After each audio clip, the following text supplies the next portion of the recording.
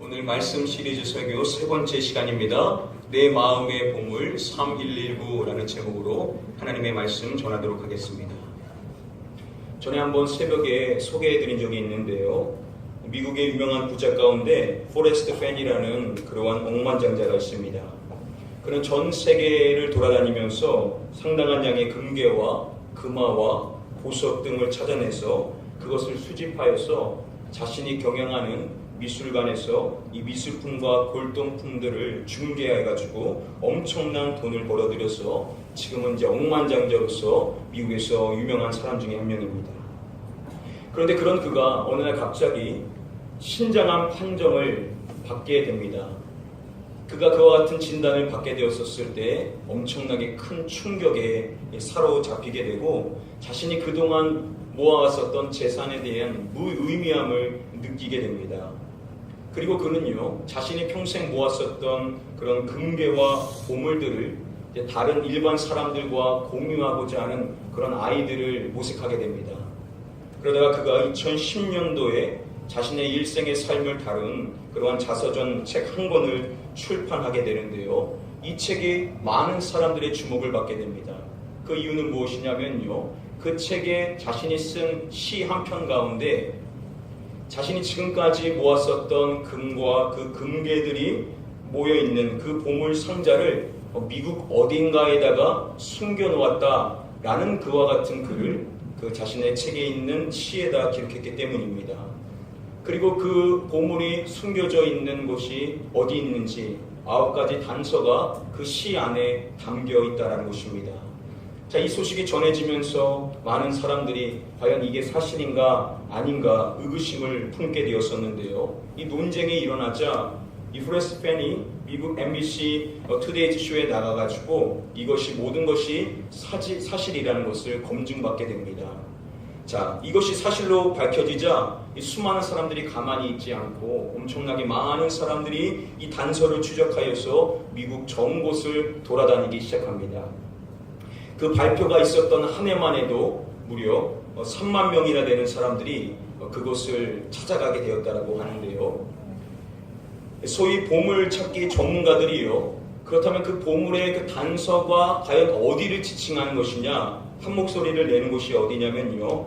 바로 미국의 뉴멕시코주의 산타페 역일 것이다. 그의 미술관이 있는 그 산타페에 이 보물이 분명 있을 것이다 라고 그렇게 모두가 한 목소리를 내고 있습니다. 이 보물의 값어치는요 대략 한 40억 정도 된다라고 합니다. 여러분 어떻게 한번 출발을 해봐야 될까요? 그럴 필요가 없음을 이 시간 오늘 여러분들에게 말씀을 드리고자 하는 것입니다. 미국의 유명한 백화점 왕이라고 불렸었던 존 워너메이커라는 사람이 있죠. 그가 고백하기를 이것이 가장 소중한 보물이다 라고 그렇게 고백을 합니다. 이게 무엇이냐? 바로 저와 여러분들이 가지고 있는 성경. 이게 그 어떠한 보물보다 그 어떠한 세상의 가치보다 가장 위대한 가치요 가장 위대한 보물이다. 이것을 잘만 우리가 누리게 되면 우리가 세상의 그 어떠한 것을 누리는 것과 비교할 수 없는 부귀와 영광을 누릴 수 있다라고 존 워너메이커는 그렇게 이야기를 하고 있습니다. 사랑하는 성도님들, 저와 여러분들에게 이 말씀이 하나님의 말씀이 저와 여러분들에게 가장 소중한 보물이라는 사실을 믿으시는 저와 여러분들 되시기를 축복드립니다. 아멘. 이 말씀을 여러분 우리가 그냥 두게 되면 이 말씀이 축복이 되는 것을 누리지 못하는데 우리가 이제 말씀 시리즈를 나누면서 이 말씀이 얼마나 복된 것인지 이 말씀이 얼마나 우리에게 놀라운 은혜를 주는지 다 우리 모두가 체험할 수 있는 저와 여러분들 되시기를 축복드립니다. 아멘. 오늘은 그렇다면 이 말씀이 우리에게 주는 은혜가 무엇이고 우리가 이 말씀을 위하여서 무엇을 해야 되는지 우리가 몇 가지로 같이 한번 살펴보도록 하겠습니다.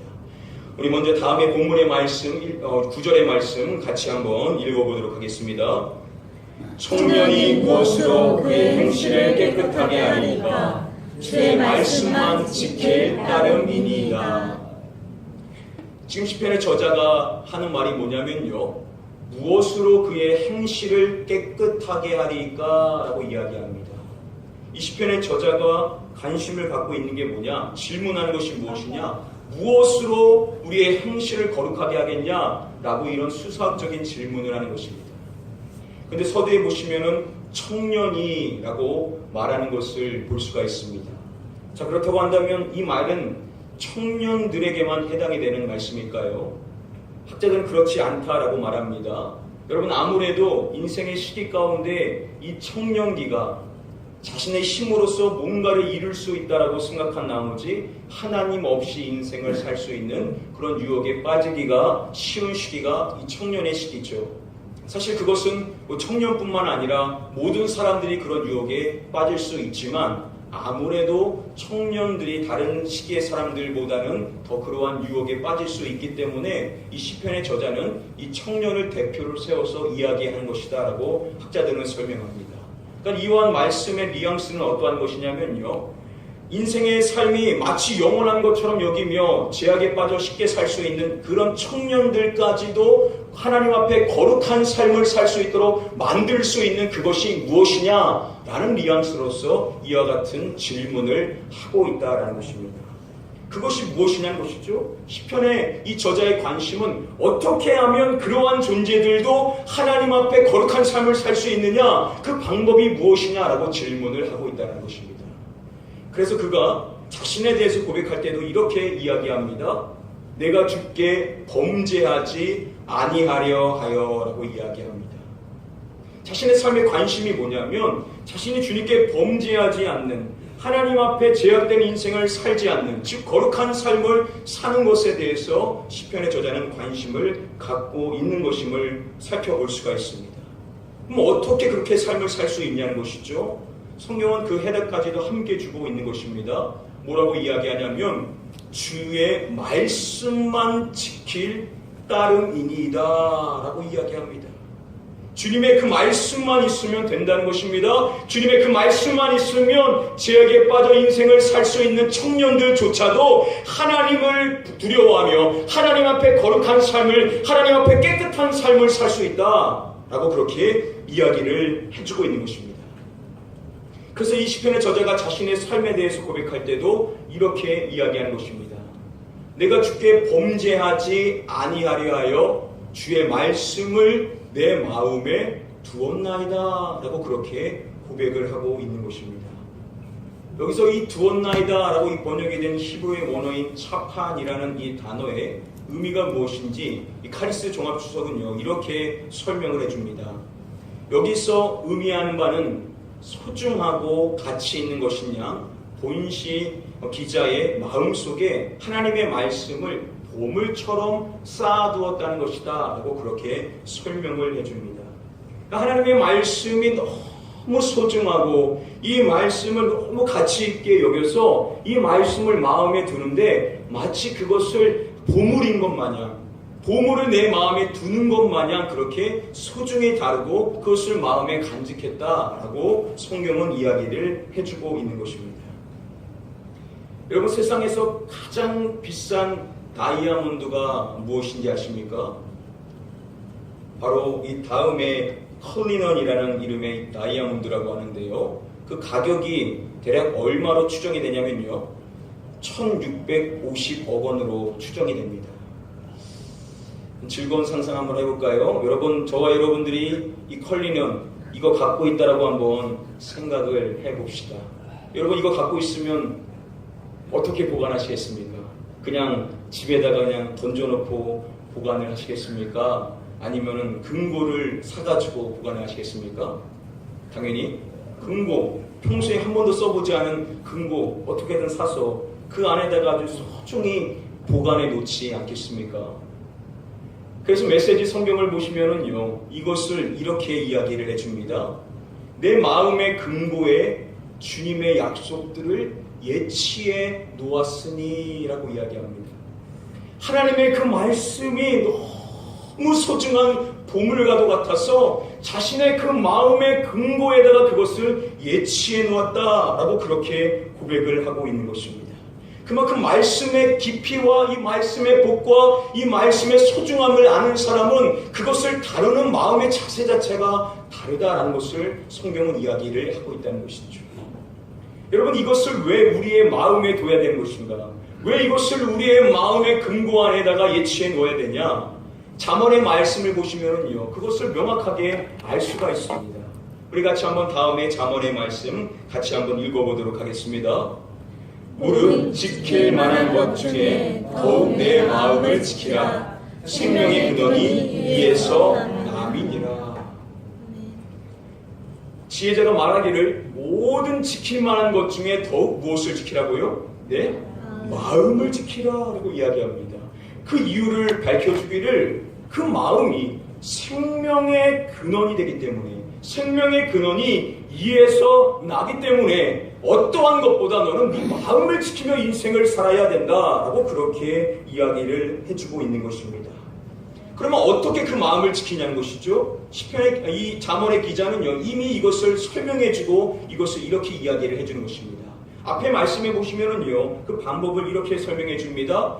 내 아들아, 내 말에 주의하며 내가 말하는 것에 내 귀를 기울이라. 그것을 내 눈에서 떠나게 하지 말며 네 마음속에 지키라라고 이야기합니다. 결국 결론은 무엇이냐? 내 말, 여기서 이 내 말은 지혜자의 말이 아니라 그 입술을 통하여 선포되는 하나님의 말씀을 이야기합니다. 하나님의 그 말씀을 네 마음속에 지키라. 네 마음속에 보관하라. 네 마음속에 간직하라. 그러면 생명이 너에게 풍성할 것이다 라고 그렇게 이야기함으로써 마음을 지키는 방법은 뭐냐? 하나님의 말씀을 그 마음의 근거 안에 예치해 놓게 되었었을 때 생명이 풍성해지는, 마음이 지켜지는 은혜를 누릴 수 있다라고 그렇게 설명을 해줍니다. 이러한 말씀을 지키며 인생을 살아가는 삶이 누리게 되는 그 은혜가 무엇인지 이렇게 설명해 줍니다. 그것은 얻은 자에게 생명이 되며 그의 온 육체에 건강이 됨이니라. 하나님의 그 말씀을 간직하며 인생을 살아가는 사람, 그것, 하나님의 그 말씀이 우리의 심령 안에 들어와 인생을 살게 되면 그게 생명이 됨으로써 그의 온 육체를 강건하게 한다라고 성경은 우리에게 말씀을 해주고 있습니다. 바로 이게 말씀을 보관하며 인생을 살아가는 삶이 누리게 되는 축복임을 성경은 이야기를 해주고 있는 것이죠. 그래서 여러분, 우리가 말씀을 우리의 마음에 두며 인생을 살아갈 때 우리는 하나님 앞에 죄를 범하지 않는 거룩한 인생을 살게 될 뿐만 아니라 우리의 인생에 하나님의 주시는 놀라운 복을 받는 삶이 될 수 있다라고 우리에게 말씀해 주시는 줄 믿습니다. 네. 여러분, 우리의 삶이 거룩한 삶, 복받는 삶, 거룩한 삶, 이것을 이룰 수 있는 방법은 하나라는 것입니다. 하나님의 말씀을 소중히 여기고 그 말씀을 우리의 마음에 두게 되면 우리가 이와 같은 삶을 영위할 수 있다고 우리에게 말씀해 주시고 계십니다. 첫 번째 하나님의 말씀의 가르침을 주목하십시오. 우리에게 말씀해 주십니다. 하나님의 말씀을 보물과 같이 소중히 여기고 마음에 간직하게 되었었을 때 저와 여러분들의 삶을 변화시켜 주신다라고 우리에게 말씀해 주시는 줄 믿습니다. 아멘. 이 말씀을 소중히 여기시고 여러분들의 심령 안에 담아두심으로써 복받는 삶, 거룩한 삶, 복받는 삶을 다 영위하게 되시기를 주님의 이름으로 간절히 축복하며 축원드립니다. 아멘. 우리 같이 한번 다음에 본문의 말씀 같이 한번 읽어보도록 하겠습니다. 주의 율례들을 즐거워하며 주의 말씀을 잊지 아니하리이다. 여러 차례 말씀드렸듯이 여기서 율례, 도 이런 것들은 다 결국 뭘 의미하는 것입니까? 하나님의 말씀을 이야기하고 있습니다. 몇 절을 제외하고 시편 119편은 모두가 다 말씀을 이야기하고 있죠. 그런 말씀, 앞서서 고백하기를 보물과도 같은 그 말씀을 이 시편의 저자가 어떻게 했다라고 이야기하냐면 그것을 즐거워하며 라고 그렇게 고백을 하고 있는 것입니다. 이 보물과도 같은 이 말씀의 소중함을 아니까 그 말씀이 막 즐거운 것이죠. 그 말씀 때문에 기뻐하는 삶을 영위했음을 그는 고백을 하고 있는 것입니다. 14절의 말씀에 보시더라도 동일하게 고백을 하고 있는데요. 주의 증거들의 도, 말씀이죠. 말씀을 즐거워하였나이다 라고 그렇게 고백을 하고 있습니다. 그런데 그것을 얼마만큼 즐거워했는지 서두에 이렇게 밝혀주는 것입니다. 내가 모든 재물을 즐거워함 같이 하나님의 말씀을 즐거워했다라고 그렇게 이야기를 해주고 있는 것이죠. 여러분, 솔직히 여러분들에게 있어서 언제 막 그렇게 제일 막 기쁨이 샘솟게 됩니까? 얼마 전에 한 인터넷 글을 보게 되었는데요. 나를 기쁘게 하는 남편이라는 제목의 글이었습니다. 보니까 남편이 포스트잇을 써줬는데요. 이렇게 쓰여 있습니다. 먹여주시고 재워주시고 사랑도 주셔서 감사합니다. 사랑합니다. 남편. 그런데 여러분, 중요한 것은 요즘 남편이 이렇게 다 감사해야 되고 고마워야 되고 이렇게 고백해야 되겠지만, 이게 그 아내 되신 분을 그렇게 기쁘게 했었던 이유는요, 사실 이 포스트잇이 아니었습니다. 중요한 것은 이 포스트잇이 어디에 부착이 되어 있었냐면 이렇게 돈에다가 부착이 되어 있었기 때문이라는 것이죠. 그냥 포스트잇만 있었으면 그리 기뻐하지 않았을 것입니다. 여러분, 우리는 물질을 치게 되었었을 때 우리도 모르게 웃음이 나오게 되지 않습니까?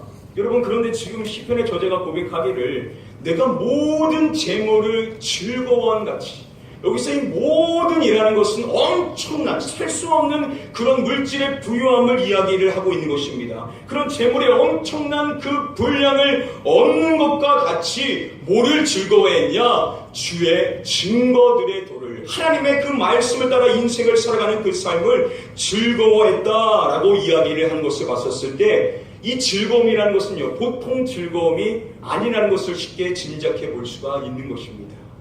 그래서 여기서 이 즐거워하였다라고 이 번역이 된 이 수스라는 이 단어의 뜻 가운데는요, 이러한 뜻이 있습니다. 어떠한 뜻 기쁨이냐? 막 기뻐 날뛰게 되는 기쁨을 이야기를 합니다. 여러분, 막 너무 기쁘면은 우리도 모르게 막 날뛰게 되지 않습니까? 지금 그와 같은 기쁨을 뭐 때문에 누리냐? 하나님의 말씀 때문에 그러한 뛸 수 없, 막 뛰게 되는, 그러니까 주체할 수 없는 그러한 기쁨을 그 10년 가운데 누리게 된다라고 그렇게 고백을 하고 있다는 것입니다. 여러분, 신앙생활 얼마나 즐거우십니까?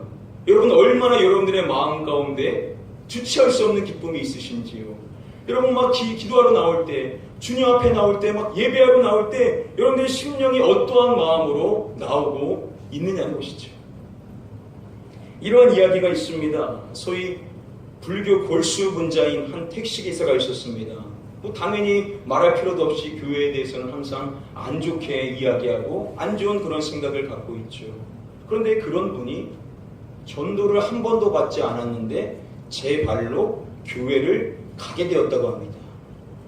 말이 안 되죠, 여러분. 어떻게 불교 골수 분자인 사람이 전도도 안 받았는데 자기 발로 교회를 갈 수가 있겠습니까? 그런데 그렇게 되었다는 것이죠. 그 택시를 타시는 분 가운데 항상 동일한 시간에 그 택시를 자주 타게 되시는 분이 있었다고 합니다. 한 할머니였었는데요. 나이가 지긋한 그 할머니를 자주 보게 되더라는 것입니다. 그런데 항상 가는 곳이 어디냐면 교회였다는 것입니다. 이분이 자주 보게 되다 보니까 사람이 보게 되면 눈에 익지 않습니까? 그러다 보니까 이 택시기사분이 이분의 표정을 자세히 보게 되었답니다.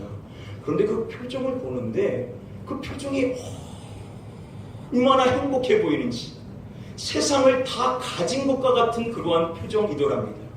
그러니까 한 번만 그런 게 아니라 그분을 만날 때마다, 그분을 태울 때마다 그분의 백미러에서 보이는 그 표정을 보면 너무 행복해 보이더라는 것이죠. 보통 다른 사람들은요, 표정을 보면 항상 어둡고 무표정이고 세상의 모든 불만은 다 가진 것처럼 그렇게 찌든 표정인데, 그 할머니만큼은 이 세상 사람과는 다른 너무나 기뻐하는, 너무나 행복한 표정이더라는 것이죠. 그래서 이분이 너무 궁금해서 도대체 저분이 매일 가는 저 교회에 무슨 일이 있길래 저렇게 기쁜 마음으로 가게 되는가 너무 궁금해서 자기도 한번 그것을 확인해 보고자 제 발로 교회를 가게 되었다는 것입니다.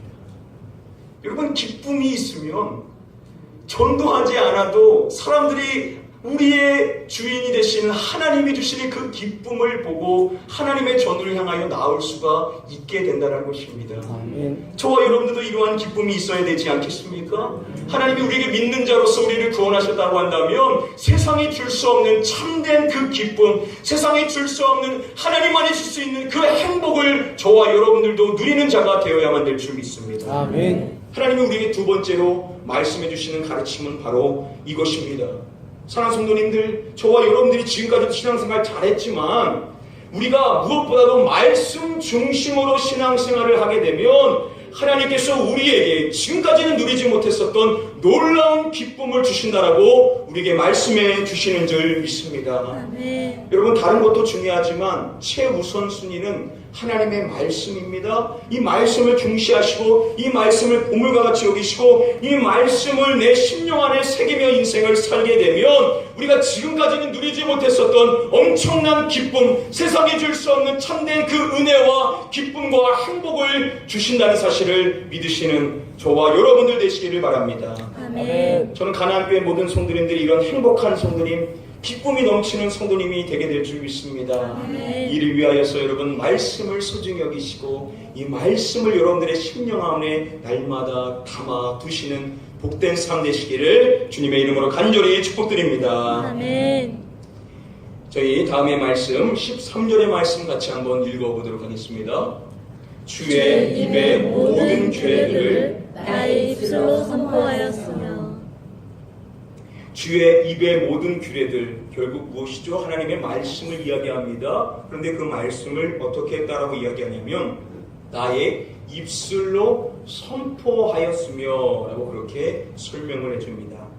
자, 여기서 이 선포하다라는 이 단어는 사파르라는 단어인데요. 이 뜻이 뭐냐면요, 공식적으로 소리내어서 선언한다라는 의미고요. 또한 반복하여 말하다라는 뜻도 가지고 있습니다. 그러니까 이 말은 자신의 입술로서 이것을 소리내어 선포하고 반복하여서 이야기했다라는 의미입니다.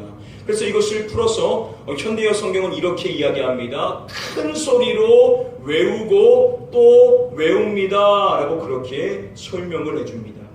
반복한다는 것이니, 소리내어 반복한다는 것이니 이것을 큰 소리로 외우는 과정을 거쳤다라고 지금 시편의 기자는 이야기를 하고 있다는 것이죠. 결국 뭘 했다라는 것이냐면 말씀을 암송했음을 지금 시편의 저자는 고백을 하고 있음을 알 수가 있습니다.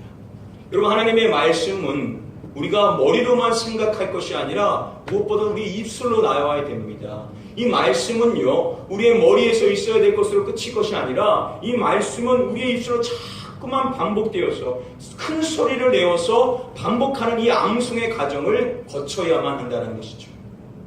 그런데 여러분, 그러면 항상 내가 직장에 있는데 큰 소리를 낼 수가 없지 않습니까? 그래서 시편의 기자는요, 또 말할 때 이렇게 이야기하는 것을 볼 수가 있습니다. 내가 주의 법도들을 작은 소리로 읊조리며 라고 이야기를 하고 있습니다. 또한 그 말씀을 큰 소리로 반복하여 암송했을 뿐만 아니라 작은 소리로 자신의 귀에게 작게 들릴 만큼으로 암송을 했다. 결국 이거 역시도 하나님의 말씀을 암송했다라는 것입니다. 하나님의 말씀을 보물과 같이 여기고 이것을 즐거워할 뿐만 아니라 이것을 큰 소리로 암송했을 뿐만 아니라 일상의 삶 속에서 놓치지 않도록 작은 소리로도 읊조리며 암송했다라고 시편의 저자는 고백을 하고 있다는 것입니다. 이 성경 암송이라고 하면 어떠한 분들은 아이 목사님, 그럼 성경 암송은 젊은 분들이라는 거지 나처럼 나이가 많은 사람은 암송하기 힘듭니다 라고 그렇게 말씀하시는 분들이 계실지 모르겠습니다. 수원 오목천 교회에 가시면요, 성경암송 여왕이라고 불리시는 분이 계신데요, 이분이 성경암송대회에 나가서 여러 차례 1등을 하셨다고 합니다. 그분이 누구냐면 황신의 권사님이라는 분이신데요, 몇 살 정도로 보이십니까? 이분의 나이가 몇 세시냐면 80세이십니다. 나이가 80세이신데 지금도 하나님의 말씀을 암송하며 30분 이상씩 암송을 하시면서 끊임없이 말씀을 보지도 않고 막 암송을 하십니다. 자, 이분의 영상을 준비했는데요, 우리 같이 한번 영상 보시도록 하겠습니다.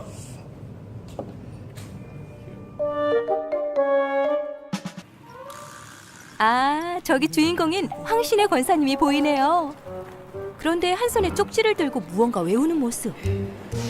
쪽지를 보느라 어떻게 걷고 있는지도 모를 것 같은데요. 지금 뭐 공부하시는 거예요? 성경 말씀 암송하는 거 외우는 거예요. 아, 성경 말씀 외우시는 거예요? 예. 근데 항상 이렇게 쪽지 들고 다니세요? 예. 제 주머니에는 항상 쪽지가 들어있어요. 아, 성경 말씀을 외우시는 거군요. 마치 시험이라도 보러 가는 학생 마냥 열심이신데요. 자, 첫 번째 주인공인 80살의 황신의 권사님. 주특기는 성경 암송 확인 들어가 볼까요? 창세기 3장.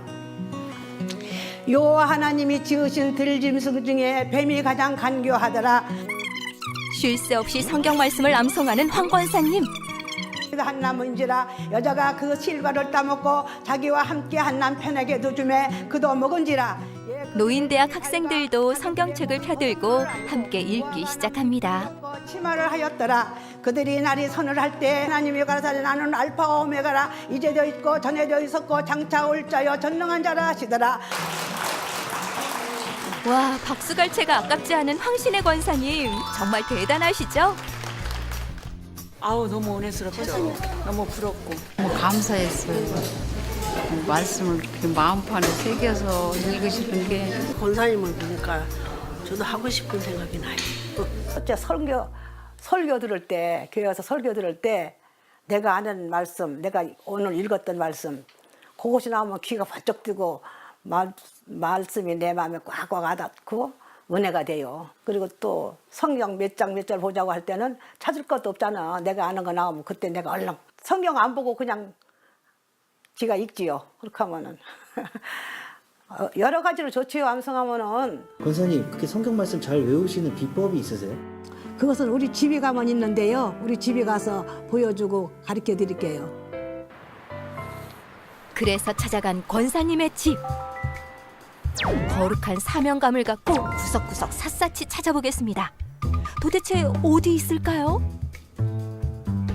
혹시 이 수상한 호박에? 아니면 뇌가 명석해지는 약들? 아니면 이 말린 약재들이? 권사님, 근데 비법이 어디 있는 거예요? 여기 있잖아요. 여기. 그러고 보니 현관부터 시작해 신발장, 안방문, 주방, 그리고 냉장고, 달력 위에도 빼곡하게 붙어있는 쪽지들. 집 전체가 성경 말씀으로 가득합니다. 보면 은혜스럽잖아요.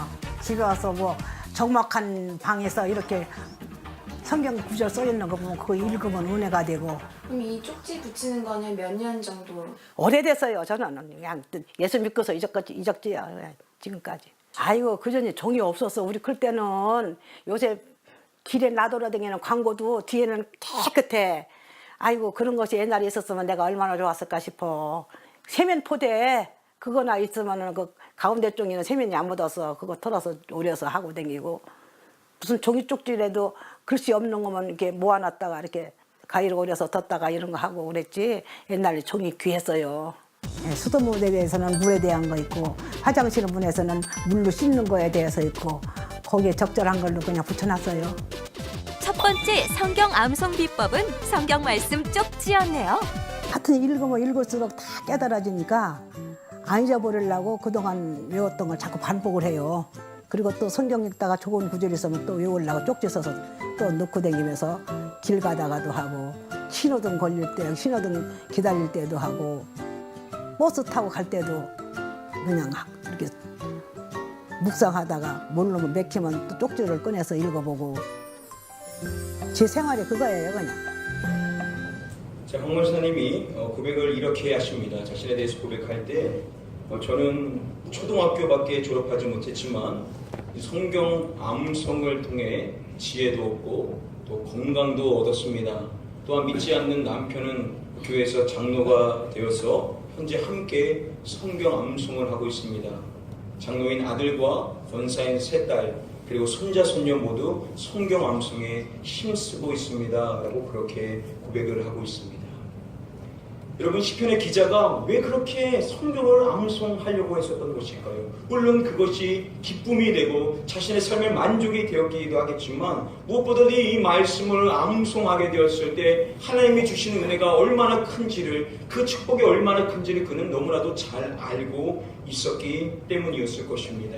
마지막으로 하나님께서 우리에게 말씀해 주시는 것입니다. 여러분, 저와 여러분들에게 주시는 말씀입니다. 말씀을 암송하라, 너를 축복하리라 라고 말씀해 주시는 것입니다.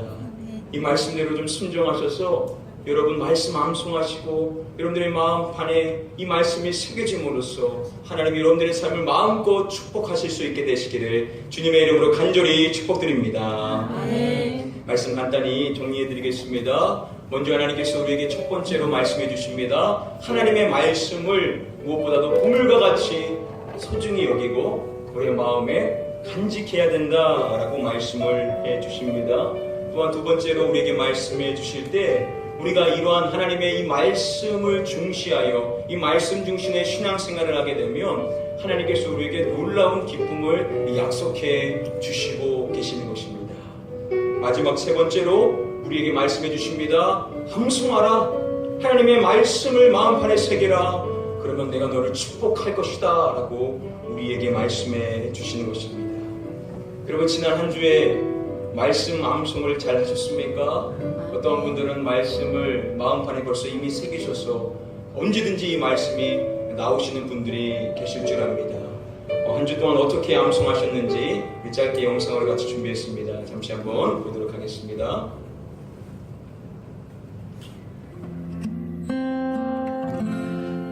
주여 날 가르치소서 주의 말씀으로 나의 생명 다하도록 늘 지키리이다. 주여 날 인도하소서 주의 첩경으로 그 말씀에 참 기쁨과 생명이 나이다.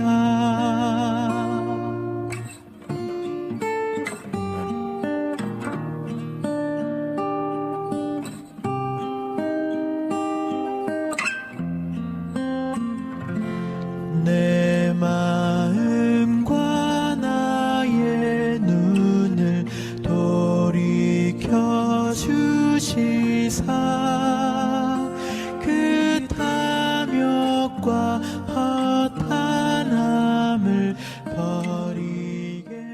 자, 이번 한 주 동안 우리가 암송해야 될 말씀 여러분들 주보에 담겨 있는데요. 우리 같이 한번 보도록 하겠습니다. 여러분들 가지고 있는 숙제 안에 들어있는 이 말씀 카드를 보시고요. 우리 같이 한번 여러분들 천천히 오늘 말씀 읽어보도록 하겠습니다. 시작. 내가 주께 범죄하지 아니하려 하여 주의 말씀을 내 마음에 두었나이다. 아멘. 이 말씀 한 주간 암송하셔서 이 말씀을 통하여 거룩한 삶, 복된 삶을 살아가실 수 있는 저와 여러분들 되시기를 주님의 이름으로 간절히 축복드립니다.